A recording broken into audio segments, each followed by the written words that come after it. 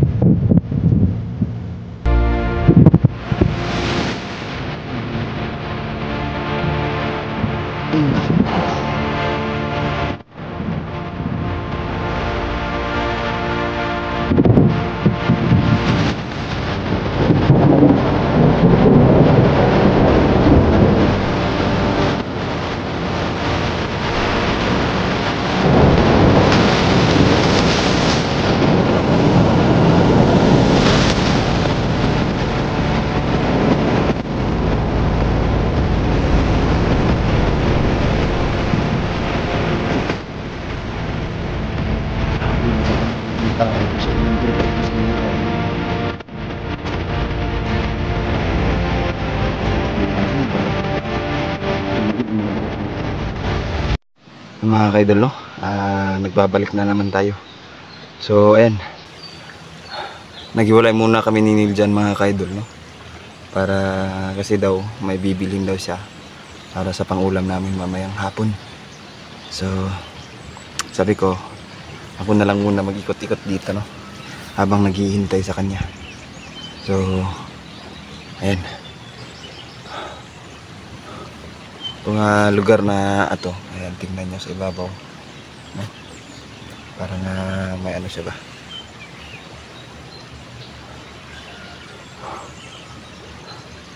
medyo mainit ngayon, mga kaidol, no? Pero kaya naman, laban lang tayo nito. So aantayin ko si Neil dyan ngayon dito sa lugar na to, para dito na kami magtanghalian, no? Tsaka yung panghapunan namin na ulam mamaya, no? Dito na din namin lulutuin. So habang wala pa siya, explore muna tayo. Pero alam naman niya na dito yung tagpuan namin, no? So ayan, medyo maganda din yung hangin dito, no? Ano ba, yung presko yung hangin dahil sa ano na to. Ayan.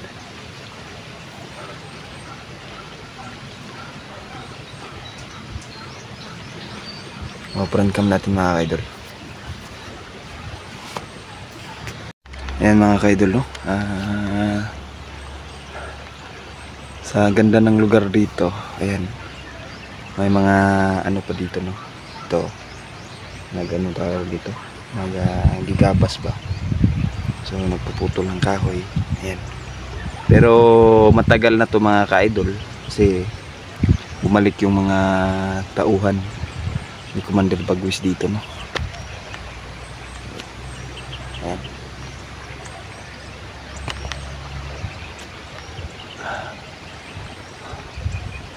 Medyo sa ano dito. Yan.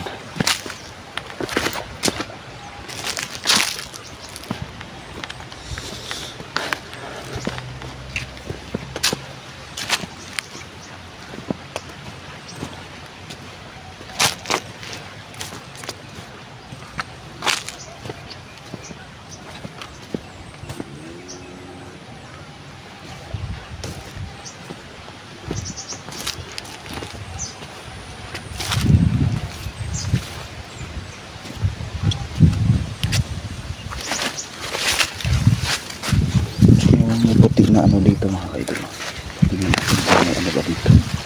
Ayan, parang may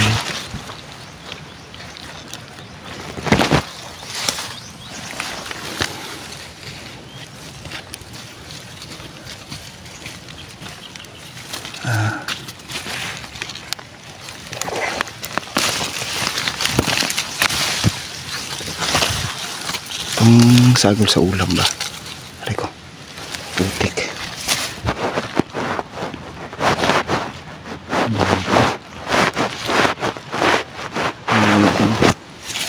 Daming ano, tirahan pala to ng pula na ano ba?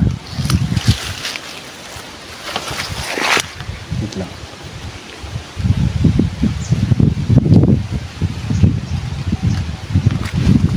Bro.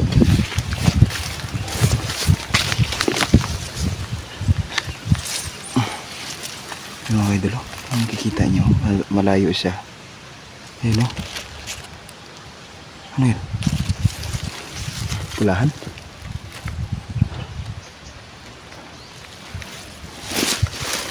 Putik. Ano ginagawa nandyan? Parang medyo kakaiba no? Lapitan natin mga ka-idol.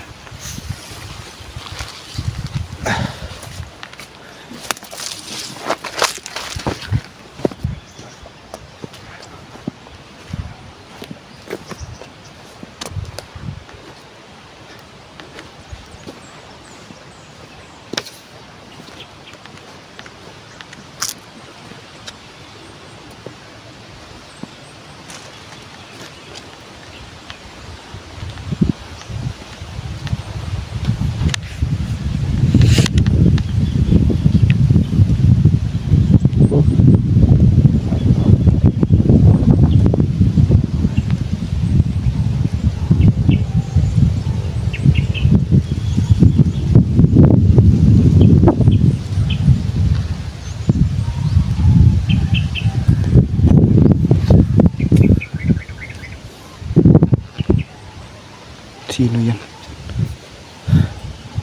Ay nako. Yan na mga ka-idol.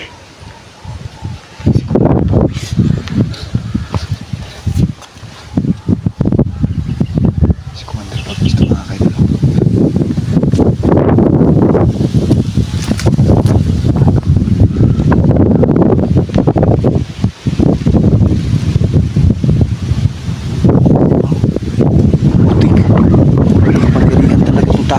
Idol.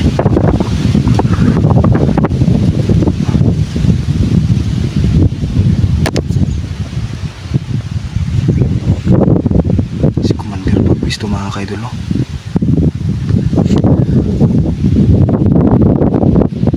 Hindi niya tayo napapansin kasi gumagamit tayo ng tagalilong no? Ayun no? Simula nung nagganon siya nag-iba yung ihip ng hangin mga ka-idol. Yan o. Oh. May saladimonyo tong taong to.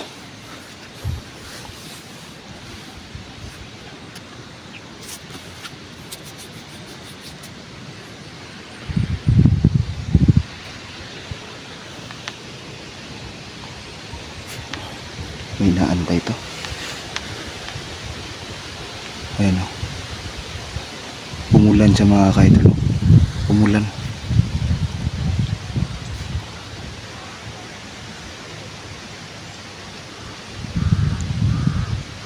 Ito.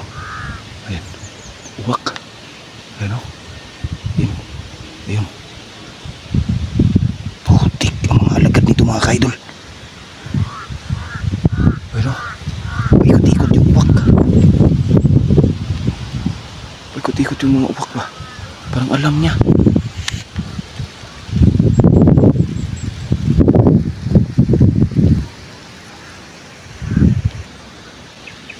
Gago, wala.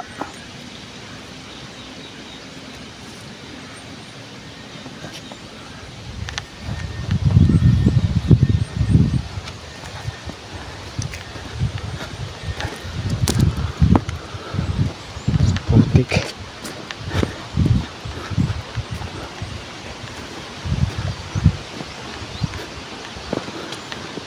Nag-iba yung ihip ng hangin mga ka-idol. Tsaka umulan. Tapos may uwak na paikot-ikot sa kanya. Kakaibang tao to. Hindi basta-basta.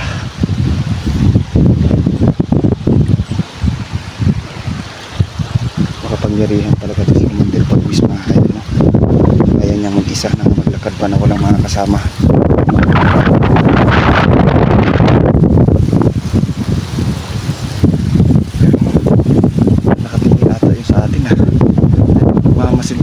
babaw ng ano, ng uwak.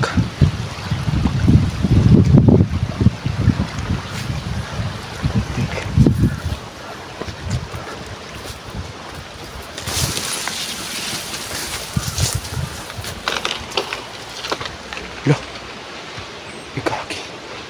Ayun, bali. Sa sobrang lakas ng ano mga kaidol, nabali yung kahoy. Yun, no? Nabali yung kahoy ba? Sa sobrang lakas ng hangin. Hindi basta-bastang tao to si Commander Bagwis mga kaidol, no? Ayun, no? Nagsilipana yung mga uwak ba? Ayun, no? Ayun, no?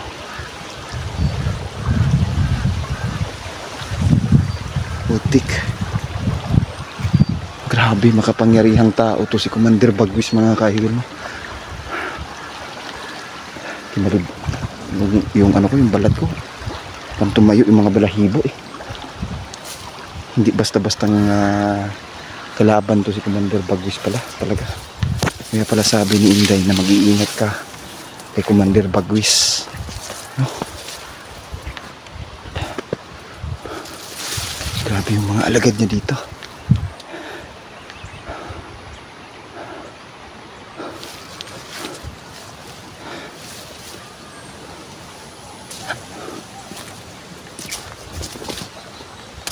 Parang sinabihan ba?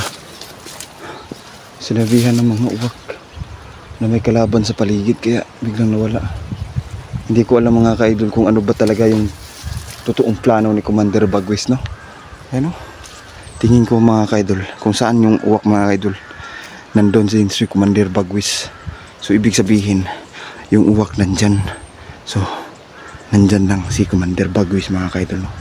Ayan, no? Kung naririnig nyo, no? Kung naririnig nyo ang uwak, sobrang lakas. Ayan, no? Ang dami nila dito mga ka-idol. Hindi basta-basta tong kalaban to si Commander Bagwis mga ka-idol, no?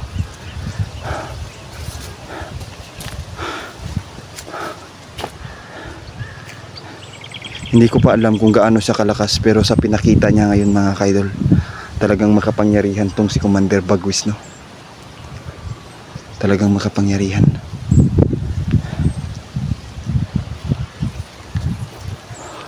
Simula nung nawala si mga ka-idol, biglang luminaw yung kalangitan mga ka-idol, no? Ayun, no? Luminaw yung kalangitan, nawala yung ulan. So ibig sabihin, ano yun, parang no? Yung kahoy dyan na di natumba kanina, biglang natumba. So ibig sabihin, hindi basta-bastang kapangyarihan ni Commander Bagwis mga ka-idol.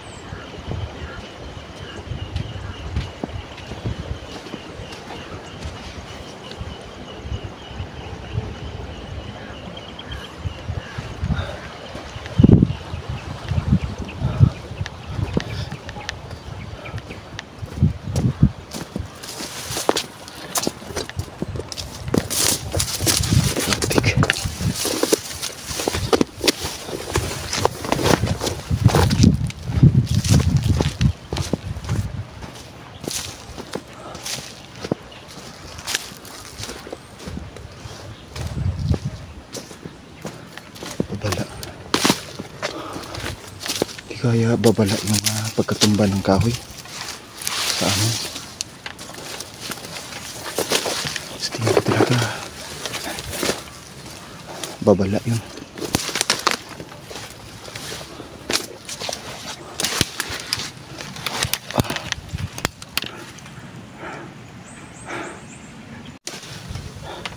yung pinakita ni Commander Bagwis na kakaibang, no, yung biglang pag-ulan, yung biglang pag-ikot sa kanya ng uwak ba, siguro na ipaalam na mayroong kalaban sa gilid, no, sa kampo, sa ano niya ba, kasi nung biglang nawala siya yung uwak, ano, putik yung uwak dito mga kaidol, no. Medyo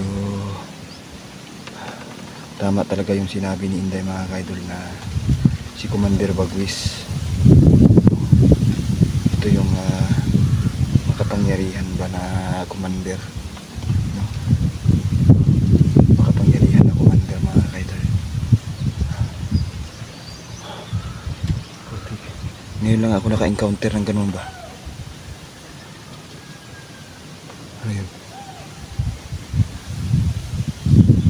Ang tawagan.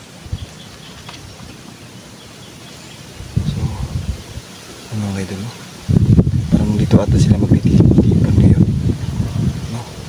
Sa lugar na to magtipon-tipon sila ngayon. Biglang nawala yung ulan, bilang sumama yung ano mga kaidol, yung panahon ba, simula nung parang may ginawa siyang ritual, no, tapos yung uwak ba sa paligid, no,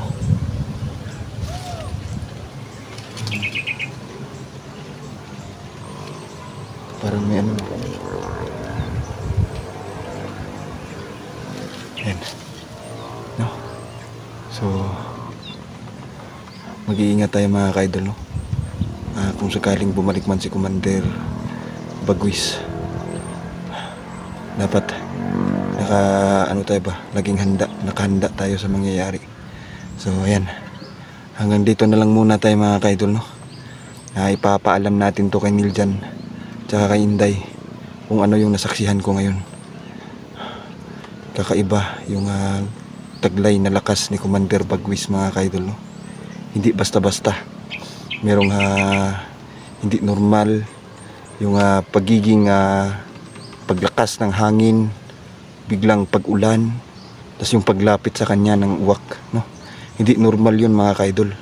At isa pa, yung kahoy na natumba, no, sa sobrang lakas ng hangin, siguro babala niya yun sa akin ba, na hindi dapat siya kalabanin, no.